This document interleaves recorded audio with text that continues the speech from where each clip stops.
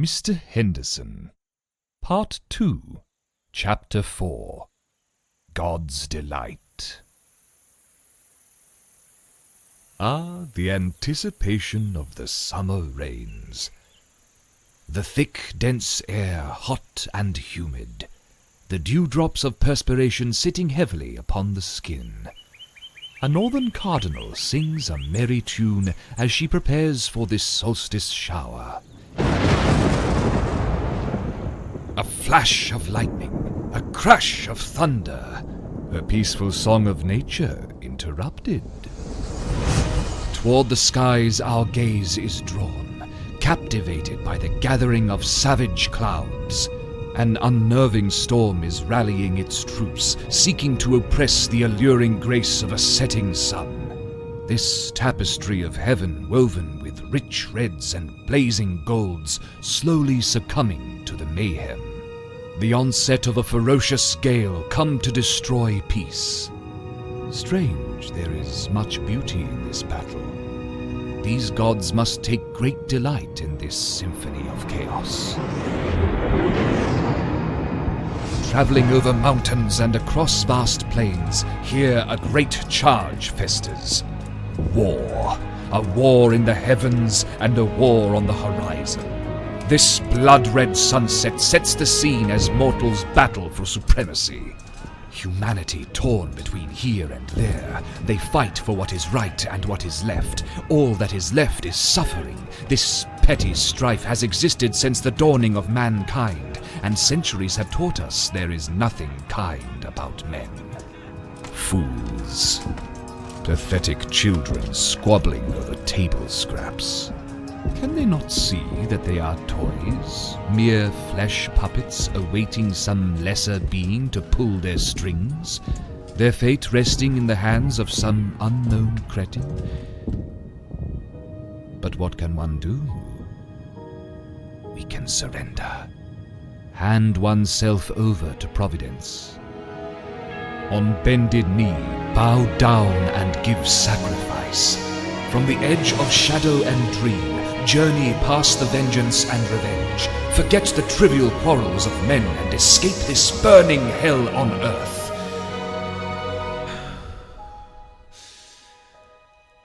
Breathe. Set forth inward and upward. Unravel up through the atmosphere and alongside the infinite cosmos. Behind the twinkling of stars and beyond the sea of time. There, just to the right, nestled on the edge of eternity, sits a curious but grand imperial abode. Beneath the soaring mystic birds of prey and lured by the shimmering of rushing rivers, we journey along the golden path. Past the titillating scent of jasmine and honeysuckle, past the great orchards and forests of old, ascending the stellar stairway, across the vast Ramada, and through the great and imposing doors, we are received by a great hall. Shadows dance among the empty tables and chairs. A blazing fire warms the air in anticipation of the return of many great warriors. Shields, armor, and riches ornate the walls of this celestial palace. Here, time flows without meaning, immortality for all who enter this colossal chamber. Wait! A compelling presence commands our attention. There, at the end of the hall, sits the father of all. It is Odin. A magnificent beast of a god, awaiting the pending storm, his muscles full and tight, chiseled. A dusting of grey shrouds the temples of this god of all gods, his hands strong, capable of crushing any mortal's skull. His open tunic presenting a well-formed chest. A sprinkling of fur adorns his succulent and erect nipples. Following the trail of heavenly hair down across the cracks of his sculpted and praiseworthy abdomen, down, down we travel, resting upon the outline of his hefty treasure, his mighty god's delight. As the storm builds, Odin aches for battle. He aches for a release, anything that might soothe him from the pressure building below. Sitting upon his godly throne, waiting, legs spread, solid like tree trunks, stoic.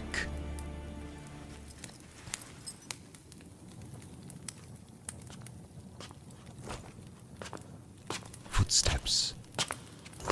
An angel. The angel of death. It is Azriel, returning from war, victorious. The blood of the weak decorating their exposed, muscled physique. In hand they hold the heads of the defeated. With their wings drawn, they toss the blood-stained gifts at the feet of this great king. Although their face unrecognizable, Odin senses something familiar. Their presence telling an ancient tale that Odin knew so very well. Azriel looks upon Odin with taunting eyes, textured with gold and whispers of green. A haunting face with a well-defined and an intense jawline. Their bite appearing strong and deadly, lips parted slightly, breath calm. They are so very still. Their skin smooth and translucent. With all the right pieces in all the right places, Odin enjoys the full impact of their exquisite exterior. Full and well-shaped. It had been too long since Odin handled man-flesh. Too long since drowning in the heavenly scent of a god returning from battle. He had almost forgotten what they tasted like. The sweetness of masculinity on his lips, their strength between his teeth. Fascinated, Odin saw a gentleness about them, a sensitivity. Strange for a creature that is capable of taking life so easily. Had this angel come to torment him? Odin wanted to sample, to savor, to dominate. He lingered as he slowly took in every part of Azriel's heavenly form. Leaning toward this angel of death, Odin booms, "You will kneel and present yourself to your king." Azriel stands their ground. "My lord, you are not my god. I am not yours to command." Odin's thunderous laughter fills the halls.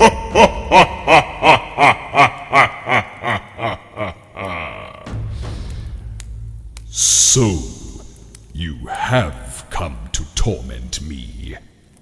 If I am not your god, then why have you entered my hall bearing gifts of death? I have come to witness for myself, to see if you are truly the god of all gods. Azriel gestures toward the bloody, mangled heads resting upon the floor. These gifts are but an offering to you, my friend. Nothing more. Odin stands, his great presence commanding, dominating. Well, friend, now that you have witnessed a truly magnificent god, you will kneel!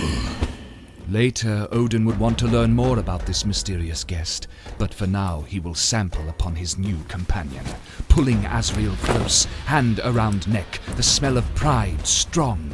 Odin could wait no longer. Understanding his charge, Azriel kneels.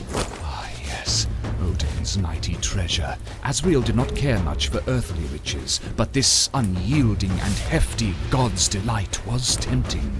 With curiosity, Azriel begins exploring the wealth presented before him with great rapture. Yes, the storm has reached its apex. Odin is full and ready.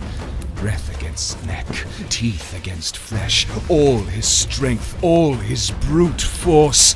Ah, sweet relief. Odin sheathing his engorged mansword deep inside of his once defiant guest. Halt. Odin sensing a presence, a glance. Standing by the entrance to this great hall, we find her. The goddess of retribution and indignation, her great and voluptuous form wheedling, her plentiful bosom heaving, wings flared and all-encompassing, such raw beauty and pure violence, all in one vessel. Why had she come? Judgment? Revenge? No. Odin knew Nemesis well. She had come to relish in the sight of two divine creatures ensnared in exposed savage desire. Odin loves an audience. Wrapping his arms around his prize, Odin begins to increase his rhythm, the steady sound of Odin's strength taming his disobedient disciple. Dripping with perspiration, smiling, our Viking god beckons for the celestial being to join. No, not yet. Nemesis is a great goddess. She shall choose when the time is right to join the unfolding. For now she shall rejoice in watching a god and an angel entangled in primal male lust. Savoring the view, Nemesis slowly moves her hand down toward her own heavenly sheath. She enters the doors of heaven, pleasuring herself. She groans with arousal.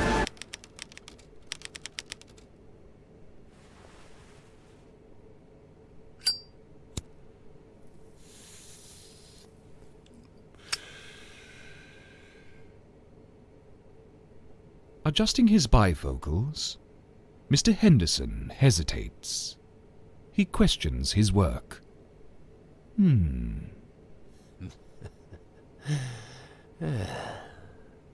I do love to write. It's such a beautiful release.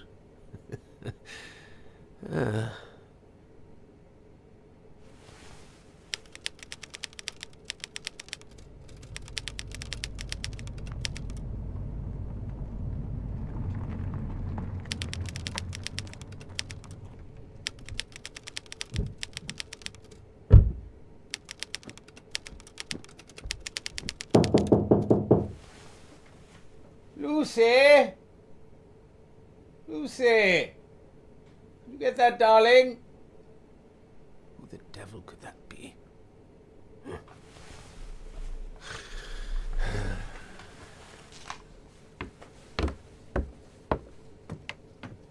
Yes?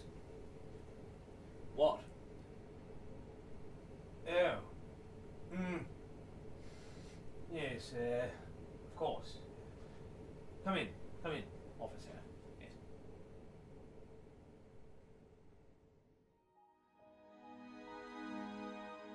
Thank you for listening to Mr. Henderson. I'm Von Ray, the writer, creator, and director. The show stars myself as Mr. Henderson and Kyle Kaczmarzyk as the narrator. Sound design and co-directed by Kyle Kaczmarzyk. We hope you enjoyed your time with us today. See you next time.